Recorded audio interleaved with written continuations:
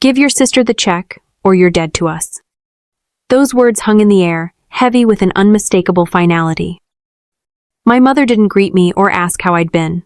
No, she pointed directly at the whistleblower payout that was sitting innocently on my kitchen counter. There was Sarah, standing next to her, shaking, desperate for the $125,000 I had just earned. My sister had an audit on Monday and a hole the size of a felony in her company's bank account. They didn't come to celebrate my success. No, they came to liquidate me, to save her. I stared at my mother's hands, the same hands that had crushed my credit before I was even 18, and it hit me. I wasn't a daughter to them. I was just an insurance policy they were finally cashing in on. I didn't shout. I didn't argue. I simply stared at them, calculating my next move.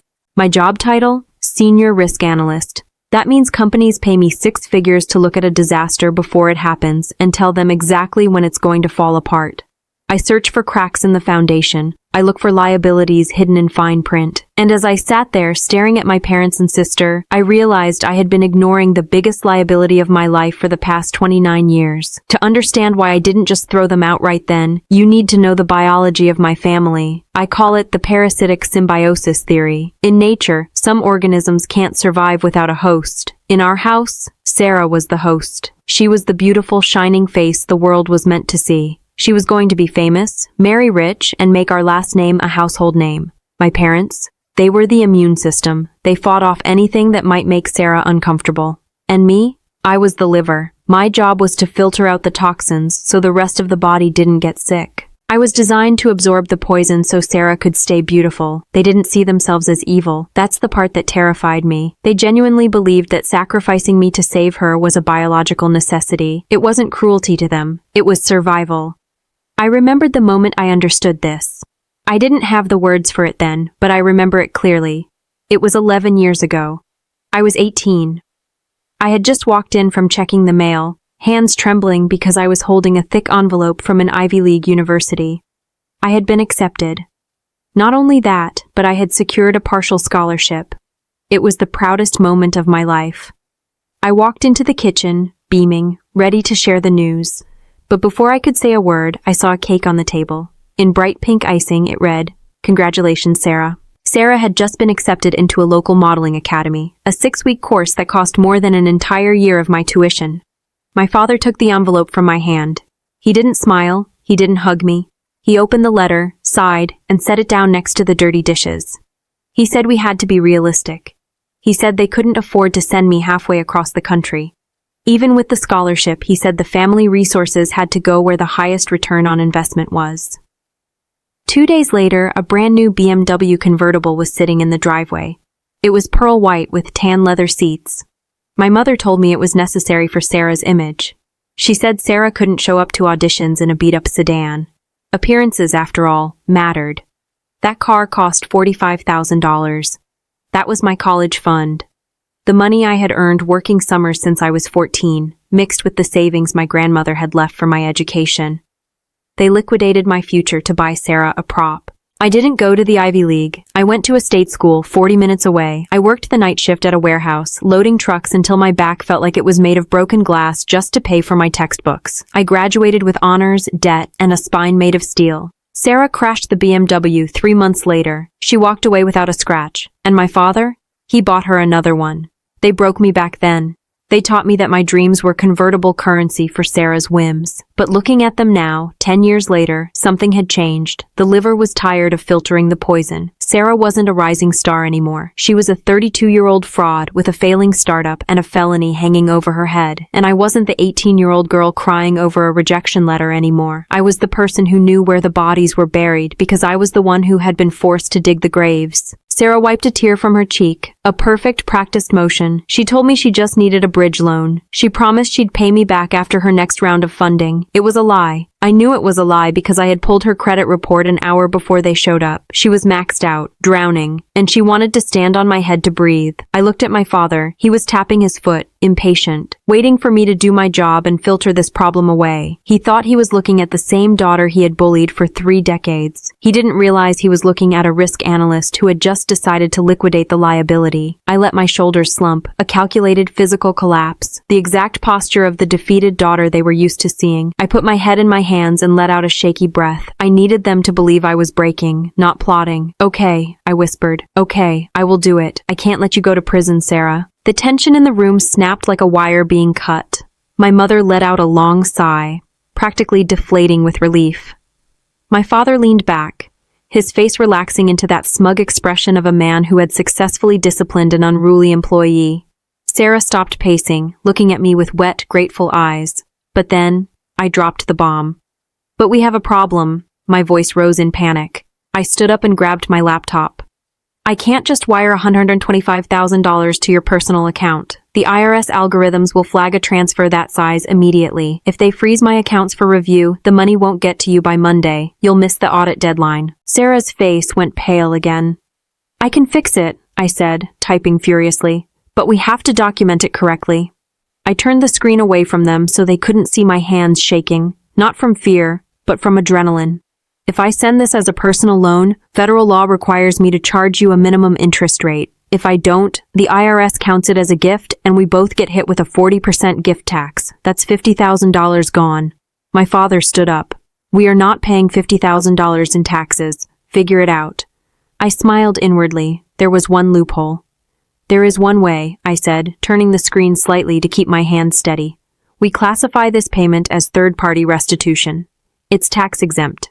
Basically, I'm not loaning you money. I'm covering a debt you owe to your company to correct an accounting error. I looked at Sarah. But for that to work, you have to admit the error in writing. You have to verify that the withdrawal from your company was, let's say, inadvertent. If I could appeal to her greed, she would ignore the survival instinct. She wouldn't see a confession, just a way to save money. I opened DocuSign and drafted a simple one-page affidavit. It looked boring, standard tax compliance paperwork. But in the middle of the page, under the section labeled Reason for Disbursement, I left a blank text box. I emailed the link to her phone. Okay, I said, just fill in the reason field. Make sure you use the words inadvertent withdrawal so it looks like an accident, not theft. Then sign it.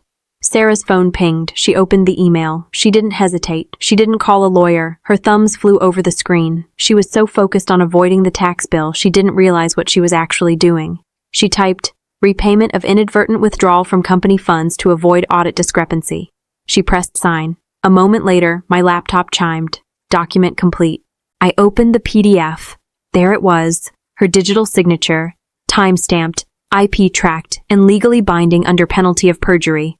She had just confessed to felony embezzlement. She had admitted she took the money, admitted it was company funds, admitted she was trying to cover it up. It's done, Sarah said, looking up at me. Now transfer the money. I didn't. Instead, I let them leave. I didn't say anything. I just saved the file to 3 different cloud servers. I had the bait. Now, I needed to close the trap. The adrenaline was still pulsing through me as I sat alone in my apartment, staring at the screen. The weight of the decision I had just made settled on me, but it didn't feel like the burden I thought it would. I didn't feel guilty. Not yet. I was calm, focused. I had made my move, and now it was time to see it through. I opened my credit monitoring app. It was the same process I had done 1,000 times before, but this time there was an underlying sense of urgency. I scrolled past my student loans, my car payments, the usual stuff. But then I stopped. There they were. 3 credit cards that I had never seen before. One opened when I was 19, another at 22, and the last one just 6 months ago. The total balance? $45,000. My parents had been using my name for years. They had added themselves as authorized users on accounts I didn't even know existed. They had intercepted my mail, taking anything that had my name on it, and lived a lifestyle they couldn't afford, all while I was paying for it. Every vacation they went on, every dinner they enjoyed, every gift they gave Sarah, it was all paid for with my future. They hadn't just stolen my college fund. No, they had stolen my identity. They were living my life, one unauthorized charge at a time. I printed out the credit card statements, each one a little more infuriating than the last. Then I added them to the growing file of evidence, and just as I was about to sit back, a flash of blue and red lit up the room. I turned and looked out the window. 2 police cruisers pulled up to my curb. My phone buzzed. It was a text from my father. We're doing this for your own good. They had called 911. They weren't waiting for the money anymore. No, they were going for the nuclear option, an involuntary psychiatric hold. They were going to have the police drag me out of my house, screaming and crying, so they could file for emergency conservatorship by morning. If they could make me look unstable, they could seize my accounts, my assets. They would own everything, including my life. I didn't panic. I didn't run. Instead, I moved with purpose, like I had rehearsed this moment 100 times. I initiated the contrast protocol, something I had planned in case they ever went this far. I ran to my closet, threw on my navy blazer, put on my glasses, and grabbed my professional headset. I opened my laptop and started a Zoom meeting with myself. My screen was full of a spreadsheet, making it look like I was in the middle of an important call.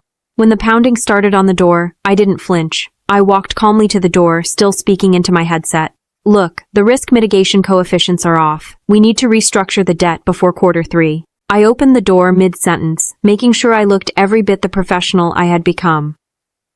Officers, can I help you? I asked, tapping my headset like I was annoyed, but polite. The two officers froze. They looked at me, calm, dressed for business, holding a clipboard, discussing finance. They glanced at each other, then looked over their shoulders at the driveway. My mother was out there, sobbing into my father's shoulder. Sarah was screaming that I had a gun and was going to hurt myself. The contrast was like night and day. Inside the house, I was composed and professional. Outside, it was a chaotic circus of tears and accusations. One of the officers took a step back, his hand moving away from his gun. We received a call about a suicidal individual with a weapon, he said, his voice hesitant. A weapon? I laughed, a short, incredulous sound. Officer, the only weapon I have is a quarterly earnings report. I paused, letting that sink in. My family is struggling financially. I refuse to give them a loan tonight. I assume this is their retaliation.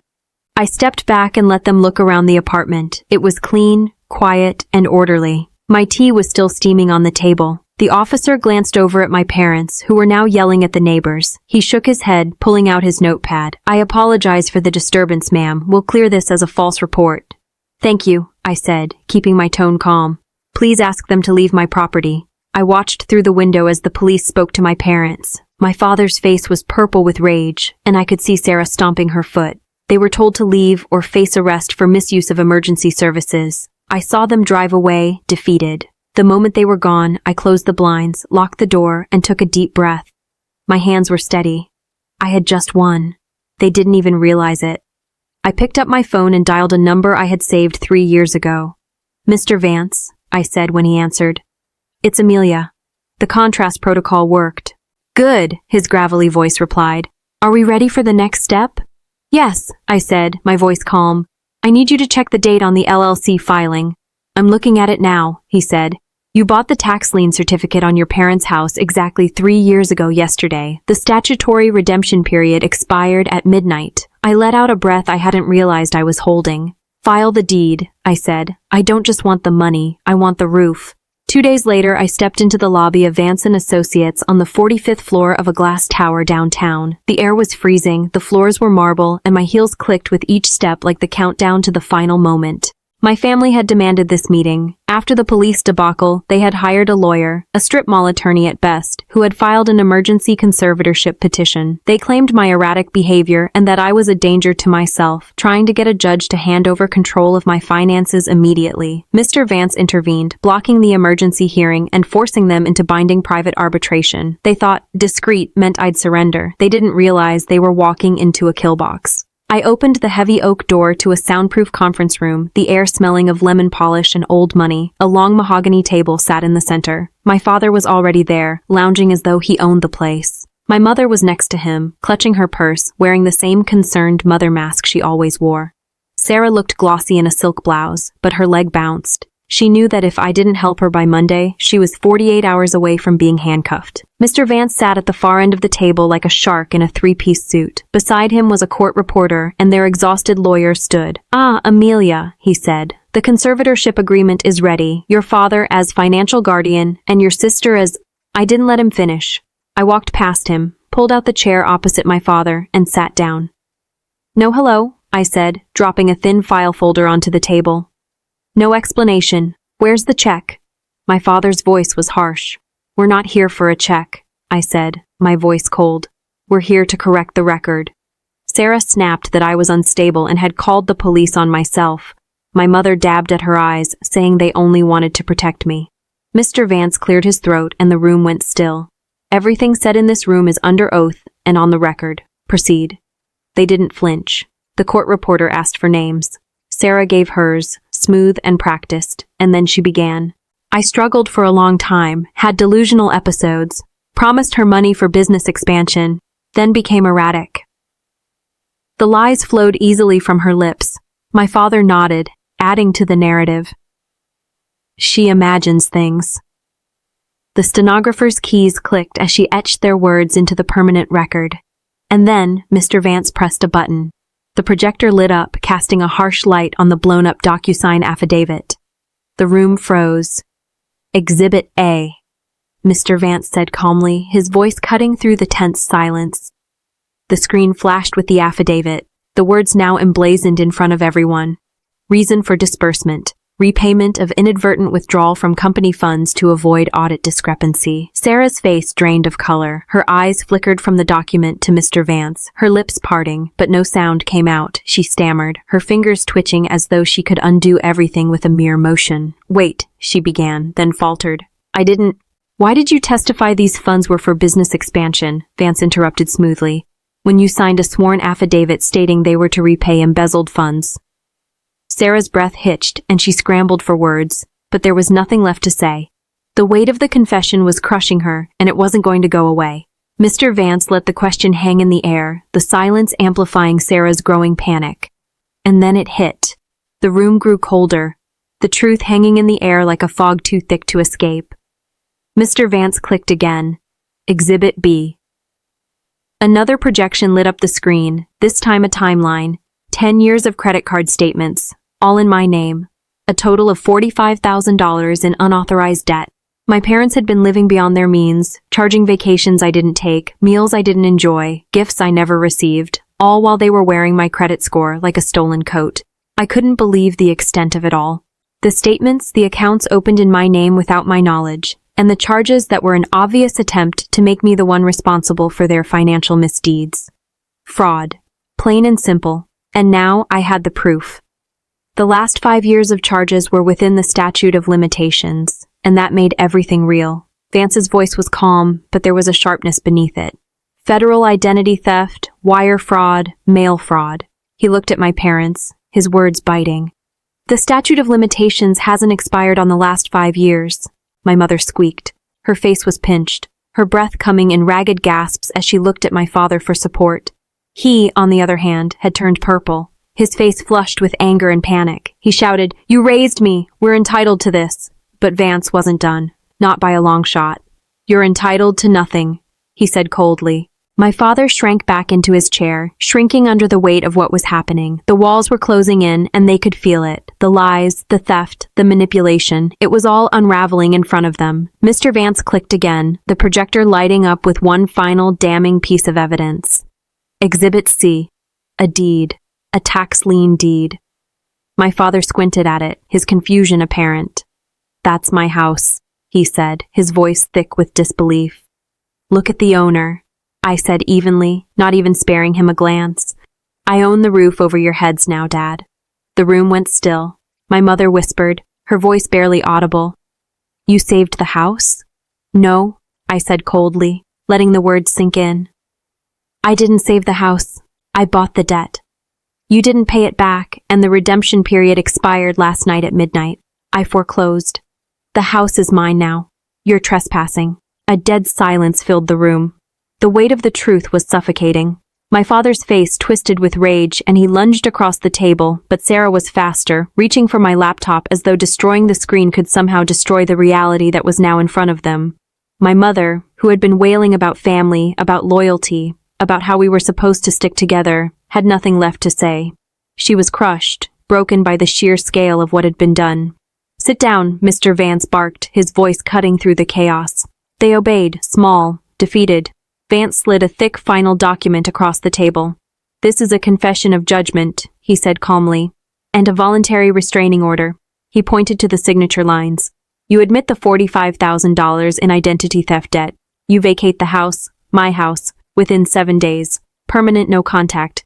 Come within 500 feet of me or my workplace, and you go to jail," Sarah whispered. "What if we don't sign?" Then I'll email Exhibit A to the district attorney, I said, my finger hovering over the enter key, and Exhibit B to the FBI. You'll be arrested before you reach the elevator.